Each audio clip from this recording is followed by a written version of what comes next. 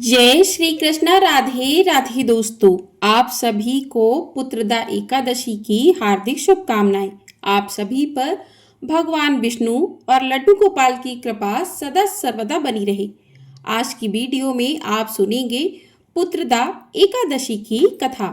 आज का दिन अत्यंत पावन है क्योंकि आज है सावन मास की पुत्रदा एकादशी, वो तिथि जब स्वर्ग के द्वार स्वयं खुलते हैं और भगवान श्री हरि अपने भक्तों के समस्त पापों को नष्ट कर उन्हें संतान सुख, मोक्ष और पुण्य की वर्षा से अभिसिंचित करते हैं।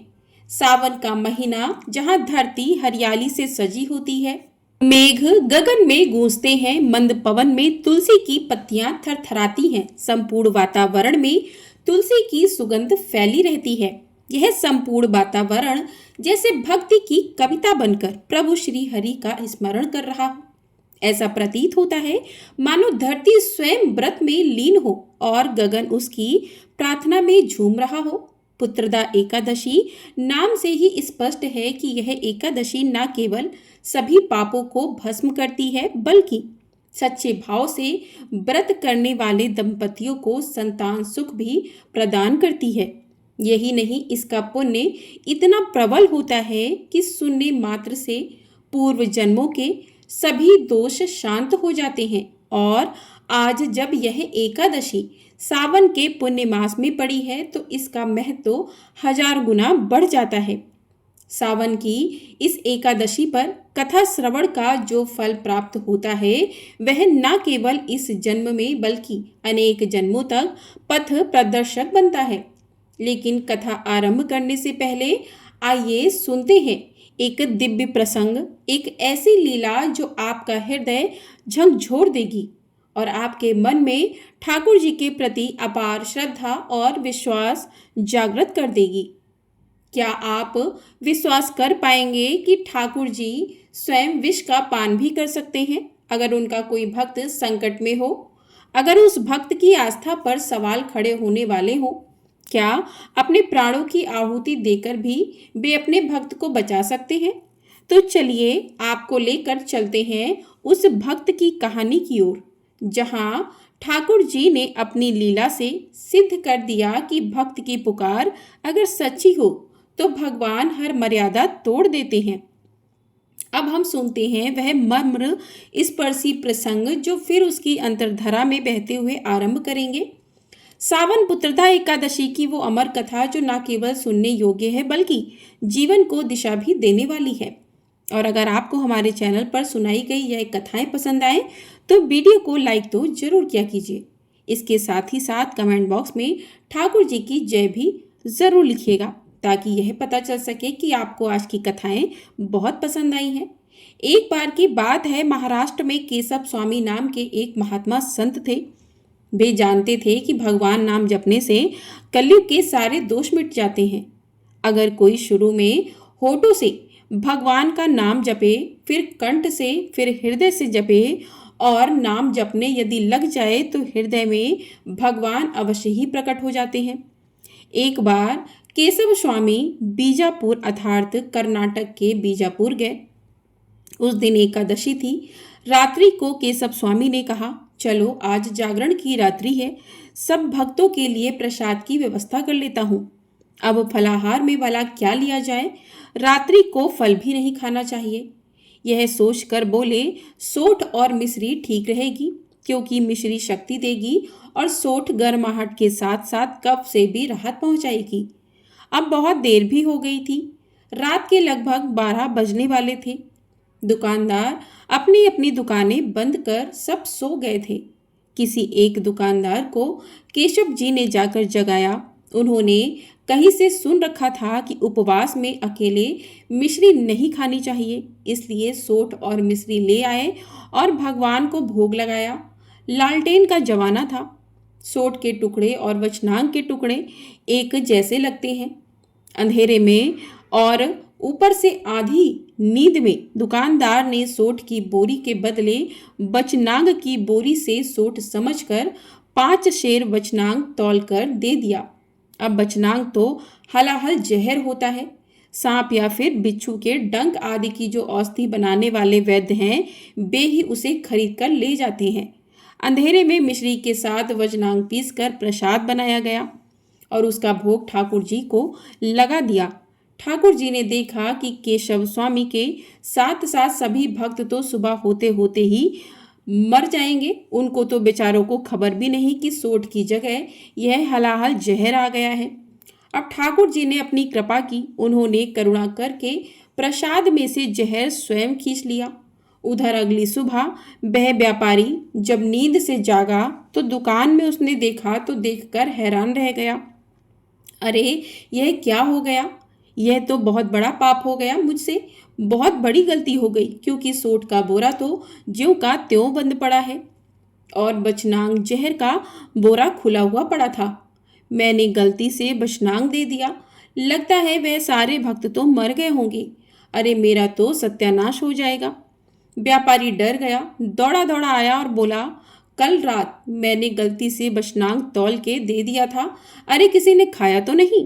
केशव स्वामी बोले, वो तो रात में ही ठाकुर जी को भोग लगाने के बाद प्रसाद के रूप में भक्तों में बंट गया था। दुकानदार बोला, कोई मरा तो नहीं? नहीं, किसी को कुछ भी नहीं हुआ। केशव स्वामी और उस व्यापारी ने मंदिर में जाकर देखा तो ठाकुर जी के शरीर में विकृति आ गई थी। मूर्ति नील वर्ण की हो गई थी, एकदम विचित्र लग रही थी, मानो ठाकुर जी को किसी ने जहर दे दिया हो। अब तो केशव स्वामी सारी बात को समझ गए। हाथ जोड़कर बोले, प्रभु आपने भाव के बल पर यह जहर खुद पी लिया। आप तो सर्वसमर्थ हो। पूतना के स्तनों से हलाहल जहर पी लिया और आप ज्यों के त्यों रहे। कालिया नाग के विष का असर भी नहीं हुआ था आप पर, तो फिर यह बचनांग का जहर आपके ऊपर क्या असर कर सकता है भला? अब आप कृपया करके इस जहर के प्रभाव को अपने ऊपर से हटा लीजिए और पहले की तरह हो जाइए। इस प्रकार सच्चे मन से प्रार्थना और स्तुति की तो देखते ही देखते दुकानदार और भक्तों के सामने भगवान की मूर्ति पहले जैसी प्रकाशमय तेजोमय हो गई। समय कैसा भी हो, स्थिति कैसी भी हो, अगर भाव शुद्ध है और हृदय में भगवान परमात्मा के रूप में विराजमान है तो भक्त का अहित कभी हो ही नहीं सकता। यह दृढ़ विश्वास होना चाहिए। वह तेजोमय लीलाधारी भगवान श्री कृष्ण अपने भक्तों की रक्षा हर प्रकार से हर समय करते हैं। इसलिए सदैव प्रसन्न रहिए। जो मिला है वही पर्याप्त है। जिसका मन मस्त है उसके पास समस्त है। सभी प्रेम से बोलिए, राधे राधे, हरे कृष्णा। तो प्रिय श्रोताओं, अब सुनिए पुत्रदा एकादशी की कथा। पहले भगवान विष्णु के श्री चरणों का ध्यान करते हैं, कथा को प्रारंभ करते हैं। प्रेम से बोलिए, जय श्री कृष्णा, राधे राधे। प्रभु श्री कृष्ण अपने मधुर वचनों से पुत्रदा एकादशी की अमृत कथा आरंभ करने जा रहे हैं। श्री पद्म पुराण में वर्णित पौराणिक कथा के अनुसार महाराज युधिष्ठिर ने पूछा कि हे मधुसूदन, श्रावण मास के शुक्ल पक्ष में किस नाम की एकादशी आती है? कृपया उसका भी वर्णन कीजिए। तब भगवान श्री कृष्ण बोले कि राजन, प्राचीन काल की बात है। द्वापर युग के प्रारंभ का समय था। महिष्मती नगरी में राजा महिजीत अपने राज्य का पालन करते थे, किंतु उन्हें कोई पुत्र नहीं था। इसलिए वह राज्य उन्हें सुखदायक नहीं लगता था। अपनी अवस्था अधिक देखकर राजा को बड़ी चिंता होने लगी। उन्होंने प्रजाजनों के बीच बैठकर एक दिन इस प्रकार कहा, प्रजाजनों, इस जन्म में मुझसे कोई पातक नहीं हुआ है। मैंने अपने खजाने में अन्याय से कमाया हुआ धन भी कभी जमा नहीं किया। ब्राह्मणों और देवताओं का धन भी मैंने कभी नहीं लिया। पुत्रवत प्रजा का पालन किया है। धर्म से पृथ्वी पर अधिकार जमाया है। दुष्टों को, चाहे वे बंधु और पुत्रों के समान ही क्यों ना हो, मैंने उन्हें हमेशा दंड दिया है। शिष्ट पुरुषों का सदैव सम्मान किया है और किसी को द्वेष का पात्र कभी नहीं समझा। फिर क्या कारण है जो मेरे घर में आज तक पुत्र उत्पन्न ही नहीं हुआ? आप लोग कृपया इस पर विचार करें। राजा के यह वचन सुनकर प्रजा और पुरोहितों के साथ कुछ ब्राह्मणों ने उनके हित का विचार करके गहन वन में प्रवेश किया। राजा का कल्याण चाहने वाले वे सभी लोग इधर उधर घूमकर ऋषि सेवित आश्रमों की तलाश करने लगे। इतने में ही उन्हें एक आश्रम पर मुनि श्रेष्ठ लोमस जी के दर्शन हुए। लोमशी धर्म के तत्वज्ञ, संपूर्ण शास्त्रों के विशिष्ट विद्वान, दीर्घायु और महात्मा है। उनका शरीर लोम से भरा हुआ है। वे ब्रह्मा जी के समान तेजस्वी हैं। एक एक कल्प बीतने पर उनके शरीर का एक लोम अर्थात रोम विक्षीण होता है, टूट कर गिरता है, इसलिए उनका नाम लोमेश हुआ है। वे महामुनि तीनों कालों की बात जानते हैं। उन्हें देखकर सभी लोगों को बड़ा हर्ष हुआ। लोगों को अपने निकट आया देखकर लोमश ऋषि ने पूछा कि तुम सब लोग यहाँ किस लिए आए हो? अपने आने का कारण बताओ। तुम लोगों के लिए जो भी हितकर कार्य होगा उसे मैं अवश्य ही करूँगा। प्रजाजनों ने कहा कि हे ब्राह्मण, इस समय महिजीत नाम वाले जो राजा हैं उन्हें कोई पुत्र नहीं है। हम लोग उन्हीं की प्रजा हैं जिनका उन्होंने पुत्र की तरह पालन किया है, लेकिन उन्हें पुत्रहीन देखकर उनके दुख से दुखी होकर हम तपस्या करने का दृढ़ निश्चय करके यहाँ आए हैं। हे द्विजोत्तम, राजा के भाग्य से हमें इस समय आपका दर्शन प्राप्त हुआ है और महापुरुषों के दर्शन से ही मनुष्यों के सब कार्य सिद्ध हो जाते हैं। मुनि, अब हमें उस उपाय का उपदेश कीजिए जिससे हमारे राजा को पुत्र की प्राप्ति हो। उनकी बातें सुनकर लोमेश ऋषि 2 घड़ी के लिए ध्यान मगन हो गए। इसके बाद राजा के प्राचीन जन्म का वृत्तांत जानकर उन्होंने कहा, प्रजावंत सुनो। राजा महिजीत पूर्व जन्म में मनुष्यों को चूसने वाला धनहीन वैश्य था और वह वैश्य गांव-गांव घूमकर व्यापार किया करता था। एक दिन ज्येष्ठ के शुक्ल पक्ष में 10वीं तिथि को जब दोपहर का सूर्य तप रहा था, वह किसी गांव की सीमा में एक जलाशय पर पहुंचा। पानी से भरा हुआ जलाशय देखकर वैश्य ने वहां जल पीने का विचार किया। इतने में ही वहां अपने बछड़े के साथ एक गौ भी आ पहुंची। वह प्यास से व्याकुल और गर्मी से पीड़ित थी, इसलिए तालाब में जाकर जल पीने लगी। लेकिन वैश्य ने पानी पीती हुई उस प्यासी गाय को हाँक कर दूर हटा दिया और स्वयं पानी पीने लगा।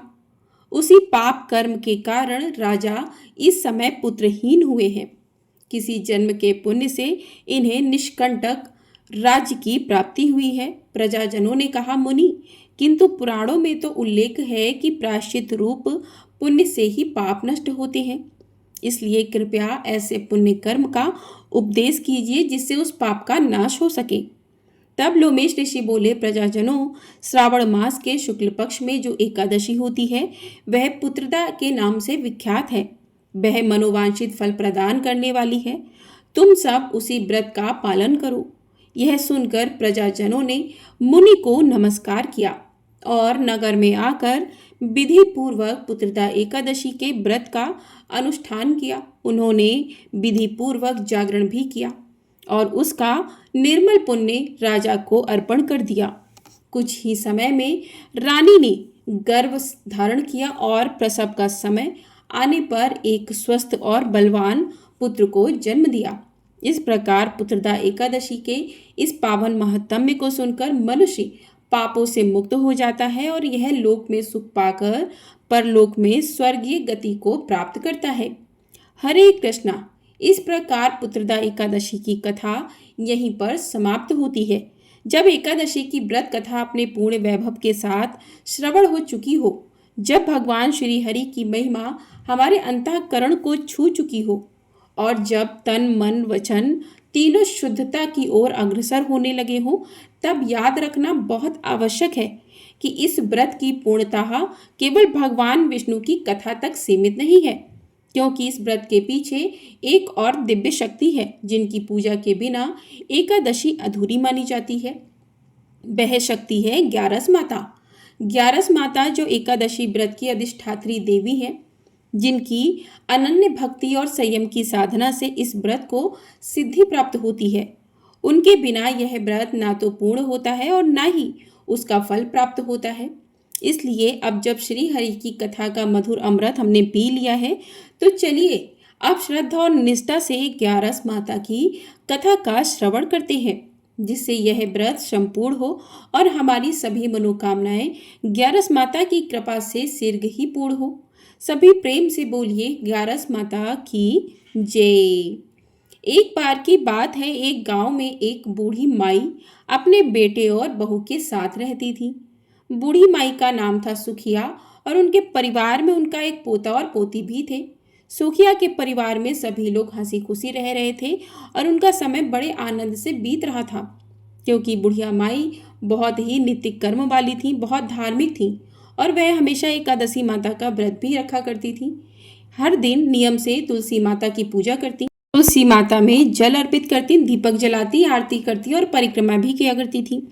ऐसे ही बुढ़िया माई के दिन आराम से बीत रहे थे। उनकी जो सखियां थीं वह भी उनके पास बैठकर कथा कहानी सुना करती थीं और अपना ज्ञान बढ़ाया करती थीं। फिर एक बार की बात है, बूढ़ी माई अपनी सखियों के साथ बैठी हुई थीं। उनके साथ उनकी हम उम्र उनकी सहेलियां भी बैठी हुई थीं, जो कि संख्या में कुल 7-8 थीं। वो पूरा समय आपस में बातें कर रही थीं। तब उनमें से एक सखी बूढ़ी माई से कहने लगी कि सुखिया, हम सोच रहे हैं कि क्यों ना हम सब द्वारकाधीश चलकर और द्वारकाधीश की यात्रा करने का तो बड़ा मन हो रहा है। तो उनमें जितनी भी औरतें बैठी हुई थीं, जो कि सुखिया यानी कि बूढ़ी माई की सखी थीं, सब कहने लगी कि अरे यह तो बड़ी अच्छी बात है, हमें अपने जीवन में द्वारकाधीश के दर्शन तो जरूर करने चाहिए। अब देर किस बात की, चलो हम सब द्वारकाधीश दर्शन करने की तैयारी करते हैं। अब उन सखियों ने उन बूढ़ी माई से भी पूछा कि बताओ बहन, क्या तुम भी चलोगी हमारे साथ द्वारकाधीश? उन सखियों में से कुछ कम उम्र की भी थीं, जो उन बूढ़ी माई को माई कहकर बुलाया करती थीं। बुढ़िया माई का मन तो द्वारकाधीश की यात्रा करने का बहुत था, इसलिए बुढ़िया माई कहने लगी, सखियों, मैं ऐसे तो नहीं बता सकती, पहले मैं अपने बेटे से पूछूंगी और फिर उसके बाद ही मैं आप लोगों को बता सकूंगी। अब बुढ़िया माई अपने घर आ गई।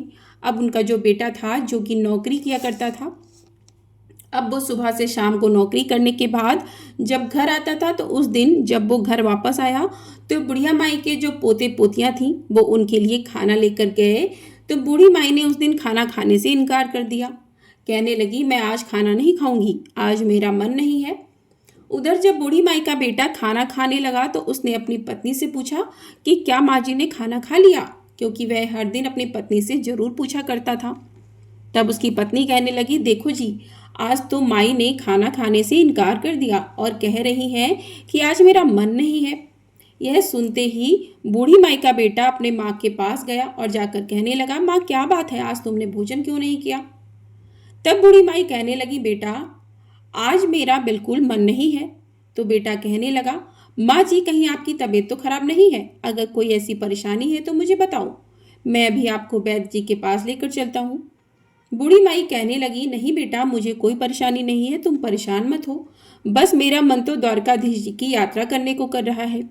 तब बेटा बोला, माँ खुलकर बताओ बात क्या है? तब बूढ़ी माई ने शाम को ही अपनी सखियों के बीच की सारी बातें अपने बेटे को बता दी कि बेटा, मेरी कुछ सहेलियां द्वारकाधीश की यात्रा पर जा रही हैं और मेरा भी बड़ा मन कर रहा है कि मैं उनके साथ यात्रा पर जाऊं।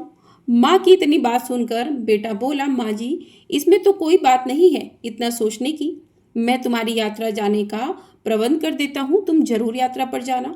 अब तो बूढ़ी माई बेटे के मुंह से ये बात सुनकर बड़ी खुश हुई और मन ही मन द्वारकाधीश जी का ध्यान करने लगी। फिर वह अपने बेटे से कहने लगी, बेटा मुझे एक बात की चिंता है। तो बेटा बोला कि माँ बताओ, बताओ ना क्या चिंता है? तो माँ बोली, बेटा अगर मैं द्वारकाधीश की यात्रा के लिए जाऊंगी तो कम से कम 4-5 दिन तो मुझे लग जाएंगे वापस आने में, लेकिन उसके बाद जो आंगन में मेरी तुलसी माता रखी हैं उन्हें कौन सीगेगा, कौन उनकी पूजा पाठ करेगा, कौन उनकी आरती करेगा? तब बेटा बोला, माँ आप चिंता बिल्कुल मत करो, वो सारे काम आपकी बहू कर लेगी, मैं उससे बोल दूंगा, वो आपकी तुलसी जी की पूजा कर लेगी। अब सुनकर तो बूढ़ी माई निश्चिंत हो गई। फिर वो कहने लगी, ठीक है बेटा। और अगली सुबह बूढ़ी माई बहुत खुशी से द्वारकाधीश जाने की तैयारी करने लगी।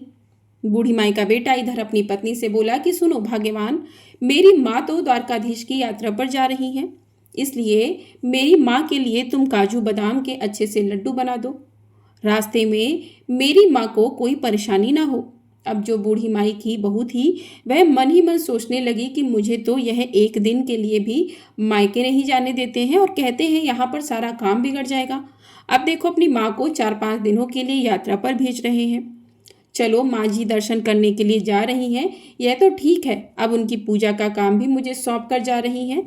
बूढ़ी माई की बहू तो कुछ कह ही नहीं पा रही थी, लेकिन उसने मन ही मन एक साजिश रची। उसने अपने पति से तो कह दिया कि ठीक है, मैं माँ के लिए गोंदगिरी और बादाम काजू के लड्डू बना दूंगी और उन्हें एक डिब्बे में भरकर माँ जी को दे दूंगी। अब बेटा तो निश्चिंत होकर सुबह नौकरी पर चला गया। इधर घर में जो बूढ़ी माई की बहू थी उसने क्या किया कि जो तुलसी जी का गमला था उसमें जो तुलसी जी लगी हुई थी उसने तुलसी जी को जड़ से उखाड़ लिया और जड़ सहित उसे एक पीतल के डिब्बे में भर दिया और अपनी सासू माँ को थैली में रखकर दे दिया और कहने लगी कि यह लीजिए माँ जी, इसमें गोंदगिरी के काजू बादाम के लड्डू हैं, आप रास्ते में इन्हें खा लेना।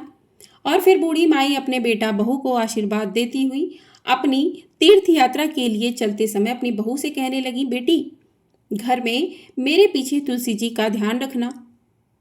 तो बहू बोली, ठीक है माँ जी, आप बिल्कुल निश्चिंत होकर जाइए।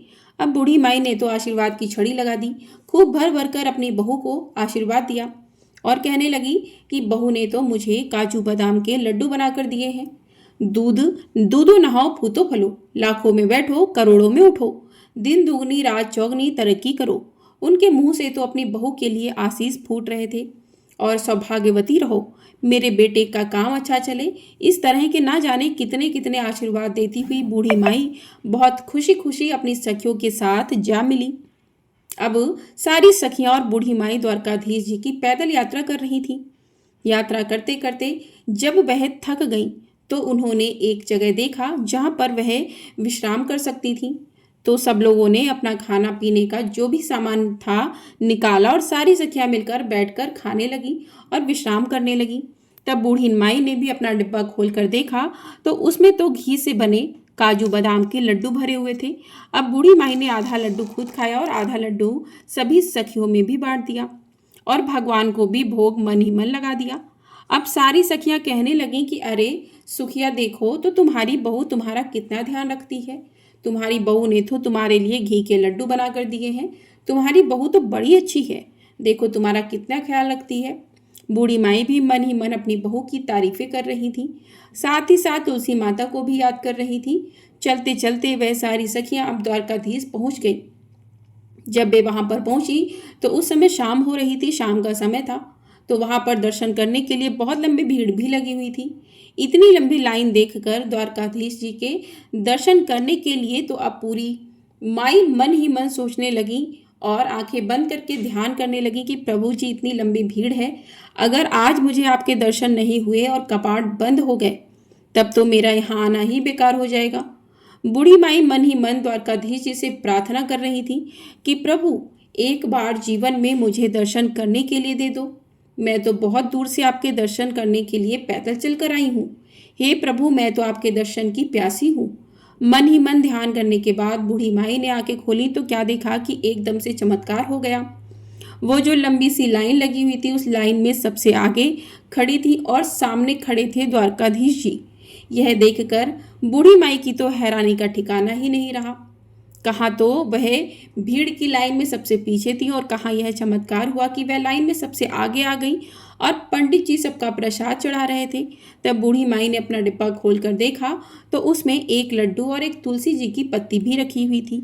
अब बूढ़ी माई ने वही लड्डू और तुलसी जी की पत्ती द्वारकाधीश जी को चढ़ाने के लिए यानी कि भोग लगाने के लिए पुजारी जी को दे दी। फिर मन ही मन बूढ़ी माई सोचने लगी कि हे प्रभु, यहाँ तो एक से एक अमीर सेठ आए हुए हैं, महंगे से महंगे भोग आपके लिए लेकर आए हुए हैं और मेरा लगाया हुआ भोग तो एकदम साधारण सा है। भला द्वारकाधीश मेरे लगाए हुए भोग को कहाँ स्वीकार करेंगे। पता नहीं मेरे लगाए गए भोग का नंबर आएगा भी या नहीं। मन ही मन वह द्वारकाधीश जी को याद कर रही थी कि प्रभु मेरे भी लड्डू का भोग लगाओ ना और मुझे निहाल करो। ऐसी प्रार्थना करने के बाद बूढ़ी माई ने आंखें खोली तो उनकी आंखें आश्चर्य से फैल गईं। क्या देखती हैं कि द्वारकाधीश जी के हाथों में जो लड्डू था यह तो वही लड्डू था जो बूढ़ी माई ने भोग लगाने के लिए पुजारी जी को दिया था। साथ में तुलसी जी की पत्ती भी थी जो ठाकुर जी के हाथ में थी। अब तो यह सब देखकर बूढ़ी माई बड़ी प्रसन्न हुई और गदगद हो गई कि प्रभु ने मेरा भोग स्वीकार कर लिया।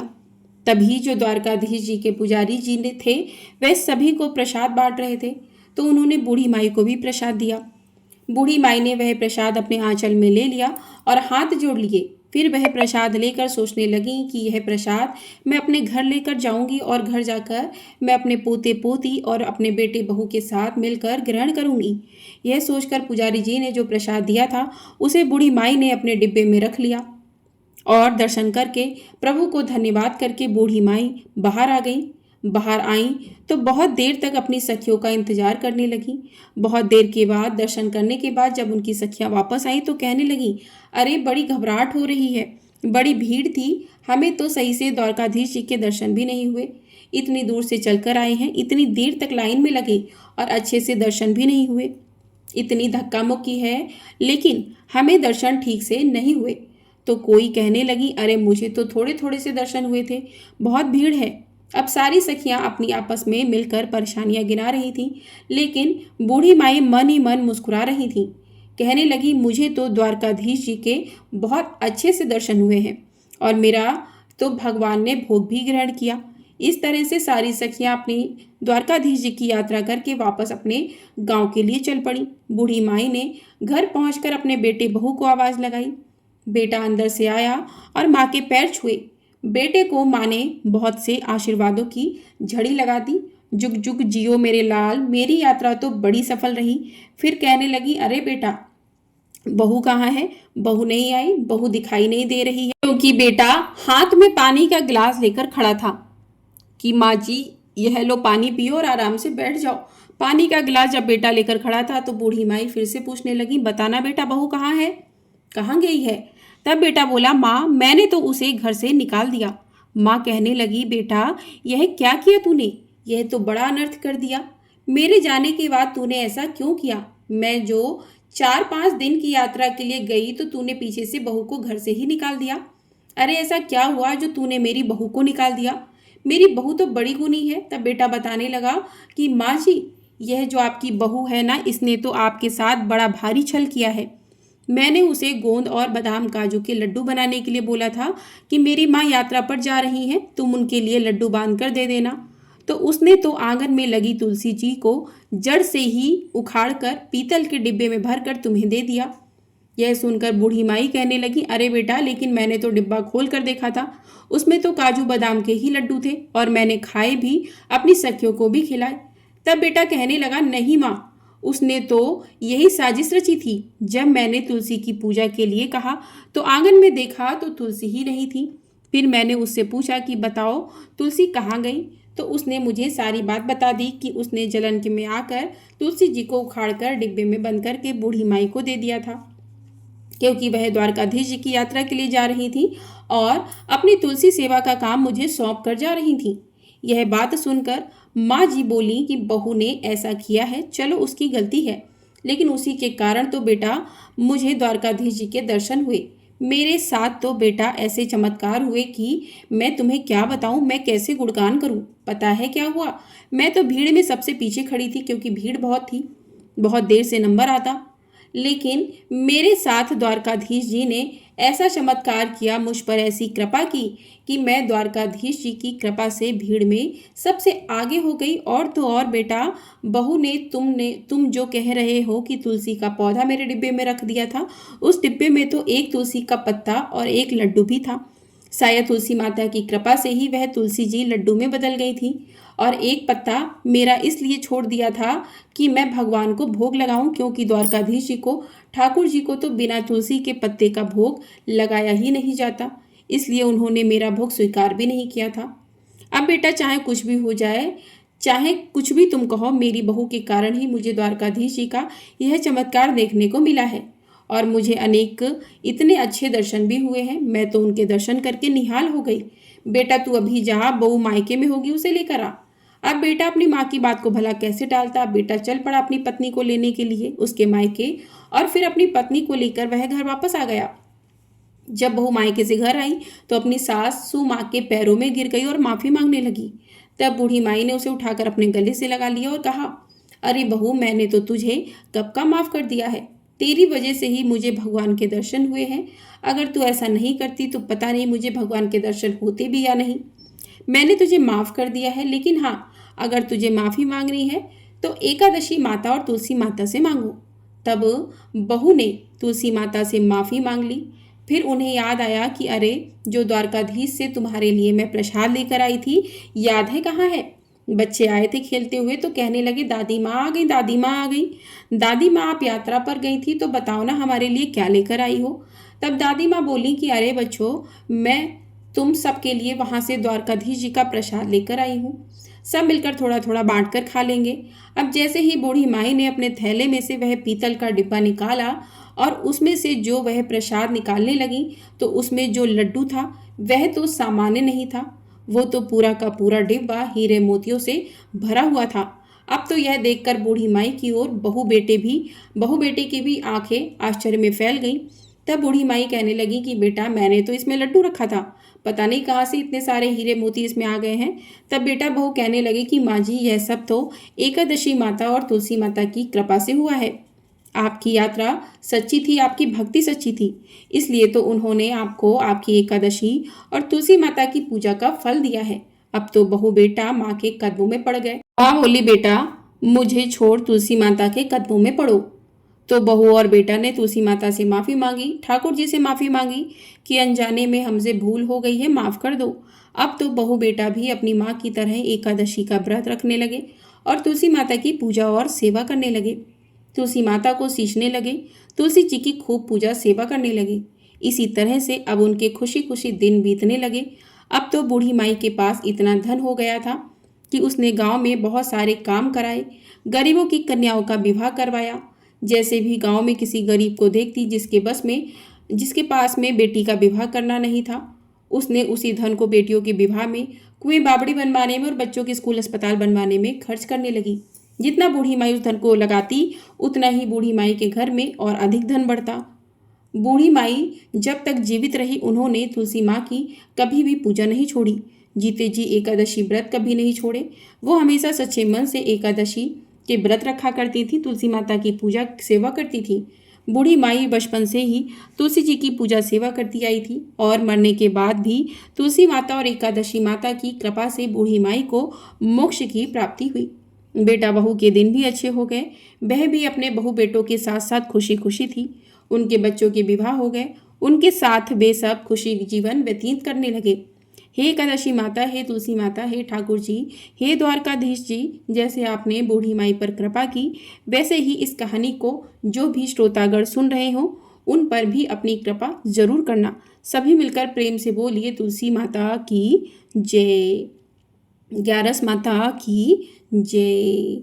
तो इस प्रकार से ग्यारस माता और एकादशी की कथा पूर्ण हुई। अब करते हैं भगवान विष्णु की आरती। ओम जय जगदीश हरे, स्वामी जय जगदीश हरे, भक्त जनों के संकट क्षण में दूर करे। ओम जय जगदीश हरे, जो ध्यावे फल पावे, दुख बिन से मन का, सुख संपत्ति घर आबे, कष्ट मिटे तन का। ओम जय जगदीश हरे, मात पिता तुम मेरे, शरण गहूँ मैं किसकी, तुम बिन और न दूजा, आस करूँ मैं जिसकी। ओम जय जगदीश हरे, तुम पूरन परमात्मा, तुम अंतर्यामी, पार ब्रह्म परमेश्वर, तुम सबके स्वामी।